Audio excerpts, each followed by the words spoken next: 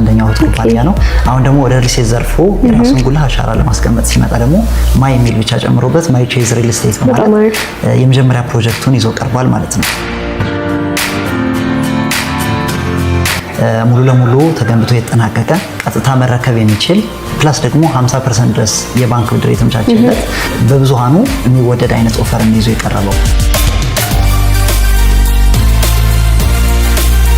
እነዚህን ቤቶች እንግዲህ በ30% ቅድመ ክፍያ ጀምሮ መግዛት ይቻላል። ቀሪ 70% የሚሆነውን ደግሞ በየ3 እና በየ4 ወር ኢንተርቫሉ እስከ 1 ዓመት ባለ ጊዜ ያለምንም ኢንተረስት ሬት ወይም ያለምንም ወለድ ከፍለው እንዲያጠናቅቁ እናደርጋለን ማለት ነው። ዲስካውንት አለ። ምንድነው እኛ ጋር 5% ነው ዲስካውንት ኦፈር ያቀረብነው ሙሉ ለሚከፍል ማለት ነው። ሰላም ውድ ማዕዘን ሊስቲንግ ቤተሰቦቻችን እንዴት ናችሁ? እንግዲህ በዛሬው ቪዲዮ መሀል ጋዜቦ አካባቢ ተገኝተን 100% ያለቁ በተጨማሪ ደግሞ 50% የባንክ ብድር ወደ ተመቻቸላቸው የራሳቸው የሆነ የተናጠል ካርታ ወዳላቸው ሪል ስቴት ነው ጎራ ብለን ያለ ነው። እንግዲህ ውስጥ ያለውን ነገር እናያለን። አብራችሁን ቆዩ። እንኳን ወደ ማይ ቾይስ ሪል ስቴት በድጋሚ በደህና መጣሽ ብያለሁ። ፍቃዱ ግርማ ይባላለሁ። በዚሁ በማይ ቾይስ ሪል ስቴት የሽያጭ አስተባባሪ ሆኜ እየሰራሁ ነው የሚገኘው። ዛሬ እንግዲህ የኛን ፕሮጀክት ልትጎበኙ ስለመጣችሁ ከልብ እናመሰግናለን። እንግዲህ ቤቶቻችን ያለቁ ናቸው። ስለዚህ ከዚህ ከምንጀምር ቤቶቹን አይተን ቁጭ ብለን የተወሰነ ዲስከስ ብናደርግባቸው የተሻለ ስለሚሆን ቤቶቹን እያየን ብናወራ ደስ ይለኛል። እንግዲህ አፓርትመንቶቻችን እንደናያቸው ብዬ ነው ወደዚህ የመጣ ነው። አሁን ላይ የምንገኘው እንግዲህ ግራውንድ ፍሎር ነው። እዚህ ጋር ኦፊሳችን አለ። እዚህ ጋር ሊፍቶቻችን አሉ። ሊፍቶች ኦልሬዲ ተገጥመው ኢንስቶል ተደርጎ ጨርሰዋል። እዛ ጋር የሱፐር ማርኬት ኤሪያ ነው የሚሆነው። ሙሉ ላውንደሪ ስፔስ እና ሱፐር ማርኬት ኤሪያ ነው። እዚህ ጋር ደግሞ ሪሴፕሽን ኤሪያ ነው የሚሆነው። የአፓርትመንቱ ሪሴፕሽን ኤሪያ ነው። እዛ ጋር ሜን ጌቱ አለ ወደ ህንጻው የምንገባበት። ስለዚህ ይሄ ሙሉ ግራውንድ ፍሎር ለዚህ ፐርፐዝ ነው የሚያገለግለው ማለት ነው። እንግዲህ እንዳየሽው ሊፍቶቻችን እዛ ጋር ነው ያሉት። ከሊፍቱ ጀርባ ነው ደረጃውን የምናገኘው። እንግዲህ ወደ አፓርትመንታችን የምንገባበት የሊፍት ወይም ስቴር ኬዙ ነው ማለት ነው። እንግዲህ ደረጃችን እንደጨረስን የምናገኘው የፈርስት ፍሎር ነው። አፓርትመንቶቹ ከዚህ ፍሎር ነው የሚጀምሩት ማለት ነው። ከዚህ ጀምሮ እስከ 20ኛ ቲፒካል የሆኑ አፓርትመንቶች አሉ። እስከ 20 ነው ወደ ላይ፣ እስከ 20 ነው ወደ ላይ። 21ኛ ቴራስ አለው። ስለዚህ አፓርትመንቶች ቲፒካል የሆኑ አፓርትመንቶች ይኖራሉ። እዚህ ጋር ላይ ከታች ያየናቸው ሊፍቱንና ከጀርባ ደግሞ ደረጃውን የመጣንበትን ነው የምናገኘው ማለት ነው። ከዛ በተጨማሪ እዚህ ጋር የጋርቤጅ ስፔስ ነው፣ የደረቅ ቆሻሻ ማስወገጃ። ይሄን ኢንስቶል ተደርጓል።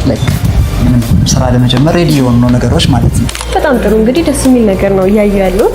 ወደዚህ ፍሎር ላይ ያሉት አጠቃላይ ባለ ስንት መኝታ ቤቶች ናቸው ማለት ነው? በጣም አሪፍ። እንግዲህ 5 ቤቶች ናቸው። ከ5 ቤቶች ደግሞ እንግዲህ ባለ 2 እና ባለ 3 መኝታ ቤቶች ናቸው። አንደኛውን ቤት እስኪ ደግሞ ያየ ነው በደንብ ደስ ይለኛል።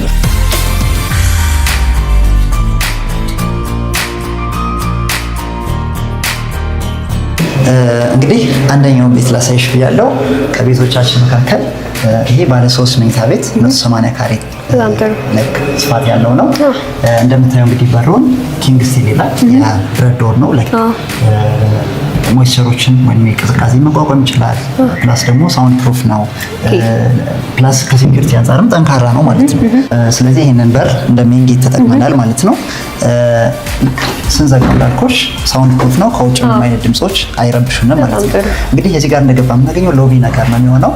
ሎቢያችን የተወሰነ እንዳለፍ ነው የምናገኘው። እዚህ ጋር ሞደርን ኪችን ነው ወይንም ኦፕን ኪችናችን ይሆናል ማለት ነው። በጣም ኳሊቲ የሆኑ ማቴሪያሎች ነው ተጠቅመን የሰራነው። በነገራችን ላይ አብዛኞቹ ማቴሪያሎች ኢምፖርትድ የሆኑ የውጭ ማቴሪያሎች ናቸው። እንደምታዩ የኪችን ቶፑንም ፕላስ የካቢኔቶቹንም በዚህ መልኩ የሜካኒካል ቬንቲሌሽን ሳኪንግ ሲስተም ተዘርግቶለታል። ከምታየው ሙሉ ሲስተሙ አለ። ስለዚህ ይሄም አንደኛው የአፓርትመንቱ ፊቸር ነው ማለት ነው። ይህንን አልፈን እንደመጣን እዚህ ጋር ደግሞ የምናገኘው ችኛዋን ላይቲንግ ሲስተም ተከትሎ ዳይኒንግ ቴብላችን ነው የሚሆነው። ዳይኒንግ ስፔስ ነው የሚሆነው ማለት ነው። ስለዚህ ኪችናችን እዚህ ጋር አለ። እዚህ ጋር ዳይኒንግ እያገኘን ነው ማለት በጣም ቅርብ ነው ለደሊቨሪ ማለት ነው። በጣም ክፍት የሆነ ኦፕን ዲዛይን ያለው። ስለዚህ ፊት ለፊታችን ደግሞ እንግዲህ ከዚህ ጋር የምናገኘው ሳሎናችን ይሆናል። ሳሎኑ እንደምታዩ በጣም ሰፊ ነው። ከፈለግሽ ፈርኒሽ ማድረግ ትችላለሽ። ፕላስ ሻተር ዶር የፍሬንች ዶሮ አለ። በረንዳ አለው። እዛ ጋር ክፍት የሆነ ብርሃንን የተፈጥሮ ብርሃንን ታገኝበታለሽ ማለት ነው። በጣም ጥሩ። ስለዚህ ያው የተፈጥሮ የሆነ ላይት እና የተፈጥሮ የሆነ አየርን የምናገኝበት ቀላል አክሰስ ነው ያለው ማለት ነው። ኦፍ ኮርስ ፕላስ ደግሞ ላይክ አሁን ፈርስት ፍሎር ነው ያለ ነው። ከፍ ባልን ቁጥር ደግሞ ይህንን በረንዳውን ተጠቅመን ቆንጆ የሚባል እይታዎችን ያልተገደቡ እይታዎችን የከተማ ውስጥ እይታን ማግኘት እንችላለን። በጣም አሪፍ። ባለ 3 መኝታ ቤት ታይፕ ነው ብያለሁ። ከማስተር ቤድሩም ጨምረለሽ። ማስተር ቤድሩማችን የምናገኘው በዚህኛው ኮሪደር ሂደን ነው። ብቻውን ንጥል ብሎ ነው የተቀመጠው ከሌሎቹ መኝታ ቤቶች።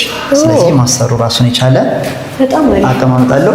መኝታ ቤቱ እንግዲህ እንደምታየው በጣም ሰፊ ስፔስ አለው። መኝታችንን እንደፈለግን ልናስቀምጥ እንችላለን። እንደዚህ ነው በዲዛይን ደረጃ እኛ ያሰብነው።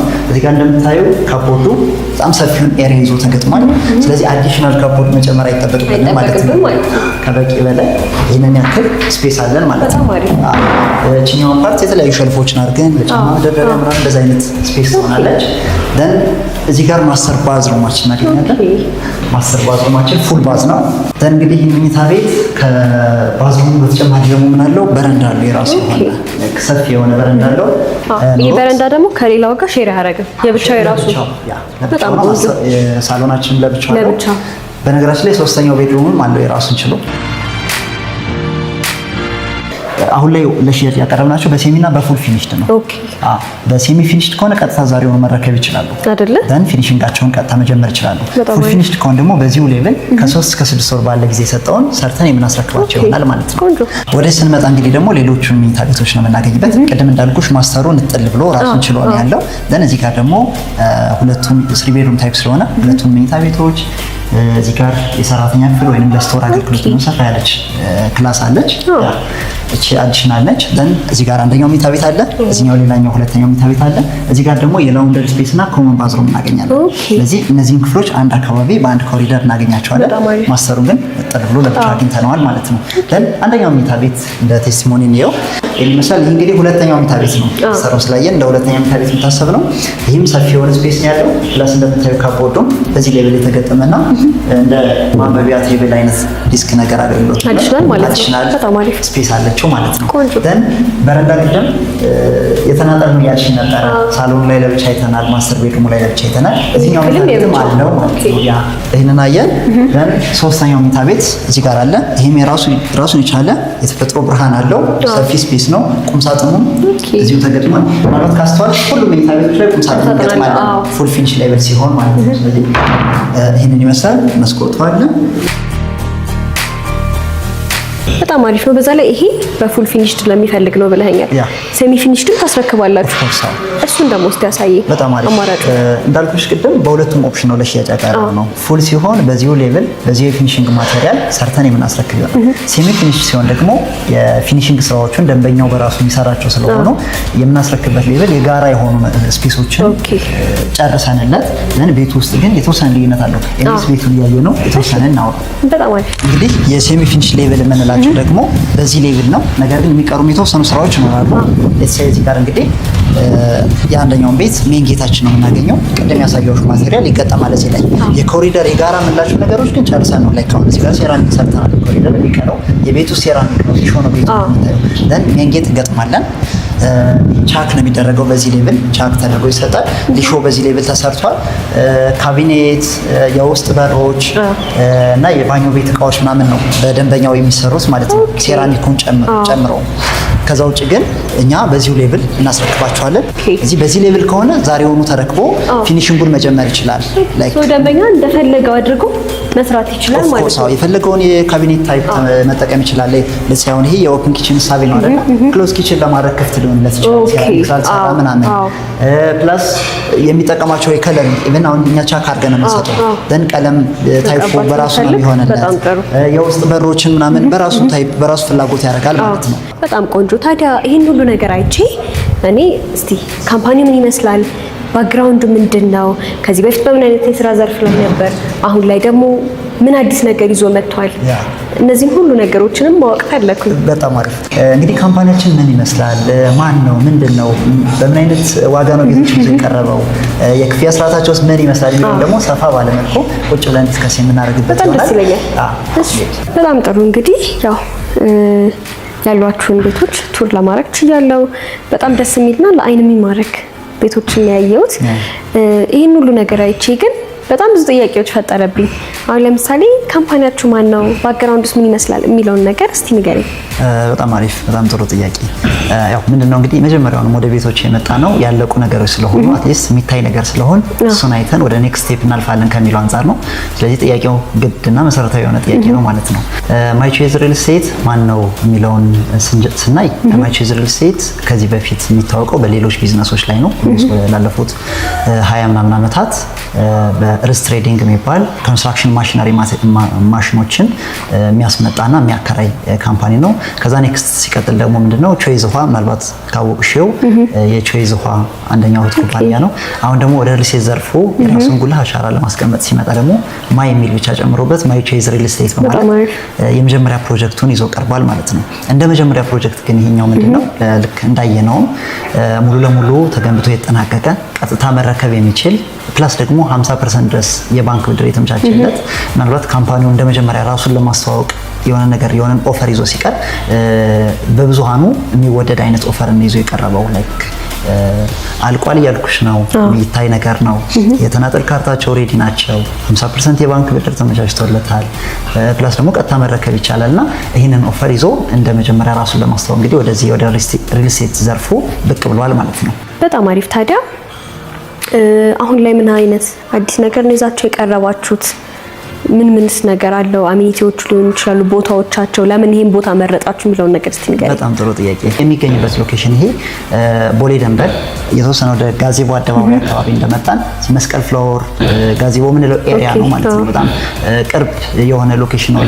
ላይክ ከቦሌም ስታዩ ከዚህ ከስጢፋኖስ ስቴዲየም አካባቢ ወደዚህኛው ወደ ቄራ ሳር ቤት መስመርም ስቴጅ ወደ ቡልጋሪያ ያለበት ሎኬሽን እዚህ ጋር ሁሉ ሰፈርና ቅርብ ነውና በጣም ቆንጆ የሚባል ፕራይም የሚባል ሎኬሽን ነው። ስለዚህ እዚህ ሎኬሽን ላይ ይህንን የመጀመሪያ ፕሮጀክት ይዞ ቀርቧል ማለት ነው። እንዳልሽው እንግዲህ ላይክ ሎኬሽን አንዳንድ ሎኬሽኖች የራሳቸው የሆነ ስፔሲፊኬሽን ሊኖራቸው ይችላል። የኛ ሎኬሽን ግን ላይክ ስፔሲፊኬሽኑ ያን ያክል እንትን አይደለም፣ ሊሚትድ አይደለም። እንዳልሽው ለኢንቨስትመንትም ይሆናል ያልኩሽ ነው። አት ዘ ሴም ታይም ደግሞ ለመኖሪያም የሚሆን አካባቢ ነው። አካባቢውን ሰራውንዲንግ ስታይ ለመኖር የሚያስፈልጉ የሚባሉ ነገሮች በጣም በቅርብ ርቀት አክሰስ የሚደረጉበት ናቸው። ላይክ የገቨርንመንታል ኦፊሶችን፣ ትምህርት ቤቶችን፣ የጤና ተቋማትን፣ የሃይማኖት ተቋማትን፣ የንግድ እንቅስቃሴ የሚደረግባቸው የገበያ አቅርቦቶች በአቅራቢያው ያሉና ለከተማው በቃ ሴንተር የሚባል ነው። ወደ የትኛውም ቦታ ሊሄድ ብትይ የትራንስፖርት አክሰሱን የመንገድ አክሰሲቢሊቲው ምናምን ምቹ የሆነና ለሁለቱም መሆን የሚችል ነው ማለት ነው። በጣም ጥሩ። ታዲያ ይሄን ሁሉ ነገር ነግረኸኝ እስቲ ያሉት የካሬ አማራጭ፣ የመኝታ ክፍሎች፣ የአከፋፈል ሁኔታ ምን ይመስላል? ቅድም እንዳልኩሽ ምናልባት አንድ ወለል ላይ 5 ቤቶችን ነው የምናገኘው። ከነዚህ 5 ቤቶች ውስጥ 139 ካሬ ሜትር ባለ 2 መኝታና 4 ደግሞ ባለ 3 መኝታ ቤት የካሬ አማራጮች አሉ። ላይክ 166 ካሬ፣ 170 ካሬ፣ 180 እና 190 ካሬ ሜትር የምንላቸው የካሬ አማራጮች አሉ ማለት ነው። እንግዲህ እነዚህን ቤቶች ደግሞ እንዳልኩሽ በሴሚና በፉል ፊኒሽድ አማራጭ እንዳየናቸው ማለት ነው ለሽያጭ የቀረቡት። ስለዚህ ሁለቱም የተለያየ ዋጋ አላቸው ማለት ነው። በሴሚ ፊኒሽ ሲሆን ዋጋው ስንት ነው፣ በፉል ፊኒሽ ሲሆን ዋጋው ስንት ነው የሚለው ነገር ራሱን ችሎ አንድ መለያ ስለሆነ ማለት ነው። በሴሚ ፊኒሽድ ካልኩት ልነሳና በሴሚ ፊኒሽድ በካሬ ሜትር ዋጋ እየሸጥን ያለ ነው 125 ሺህ ብር ነው። ከአካባቢው አንፃር በነገራችን ላይ ይሄ ፕራይስ በጣም ቆንጆ የሚባል ፕራይስ ነው። እዚህ አካባቢ ከዛ በላይ ስለሆነ የአብዛኞቹ ዋጋ ማለት ነውና ላይክ ዋጋን ብዙ ጊዜ ስታይ ከፕሮዳክቱ ኳሊቲነት በተጨማሪ አካባቢው በራሱ የዋጋው ሁኔታ ስለሚወስን ማለት ነውና ከማርኬቱ አንፃር በጣም ቆንጆ የምንለው ዋጋ ነው እኛ ይዘን የቀረብነው። ደን 125 ሺህ ብር በካሬ ሜትር ማለት ለተሰይ ባለ 2 መኝታውን 139 ካሬ ሜትር አጠቃላይ ዋጋውን ከ17 ሚሊዮን 300 ሺህ ብር ጀምሮ እናገኘዋለን ማለት ነው። እንግዲህ ባለ 3 መኝታ ቤቶችን ደግሞ እንግዲህ ከ20 ሚሊዮን 700 ሺህ ብር እስከ 23 ሚሊዮን 700 ሺህ ብር ባለው ሬንጅ ውስጥ እናገኛቸዋለን ማለት ነው። ላይክ እንዳልኩሽ ከ166 ከ190 ካሬ ሜትር በተወሰነ የካሬ ልዩነት የካሬ ቫሪዬሽኑ ስላሉ ማለት ነው።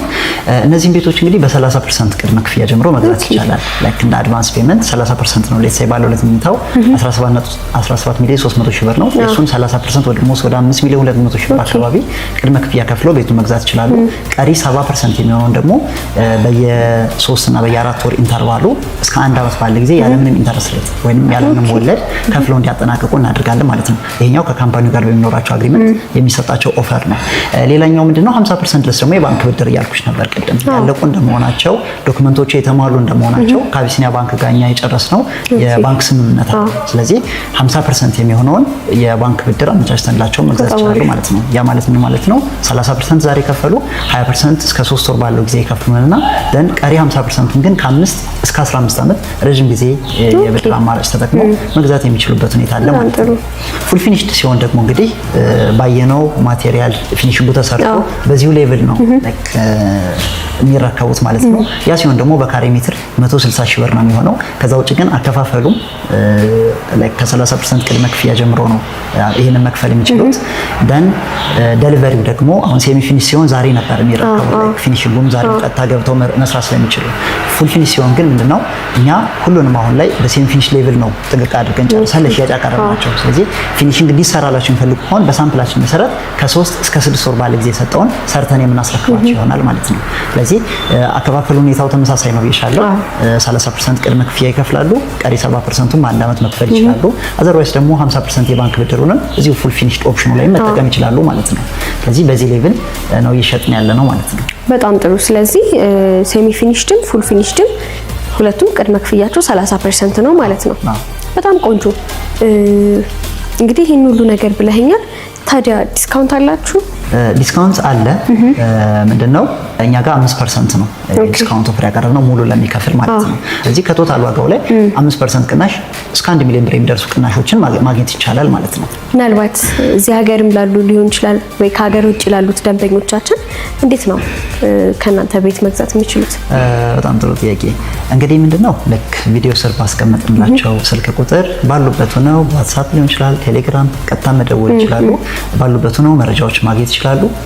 ቤቶቻችን ለማየትና ለቢሮአችን መጥተው ሰፋ ያሉ መረጃዎችን ለመውሰድ ደውለውልን ቀጠሮ ሲሆን ብቅ ማለት ይችላሉ ማለት ነው። ስለዚህ በዚህ መልኩ እኛን አክሰስ ማድረግ ይችላሉ ማለት ነው። ከዛ በተጨማሪ ደግሞ ባሉበት ሆነው ግዥ መፈጸም የሚችሉ ከሆነ ደግሞ በዲኤችኤል ዶክመንቶች መላላክ ይቻላል። በዛ መልኩ ግዥ መፈጸም ይችላሉ። ባሉበት ሆነው መጨረስ ይችላሉ ማለት ነው። መጥቼ በጣም ብዙ መረጃዎችን ማወቅ ችያለሁ። በጣም ብዙ አዳዲስ ነገሮችንም ለማየት ችያለሁ። በጣም አመሰግናለሁ። ይረካም። እኛም ከልብ እናመሰግናለን።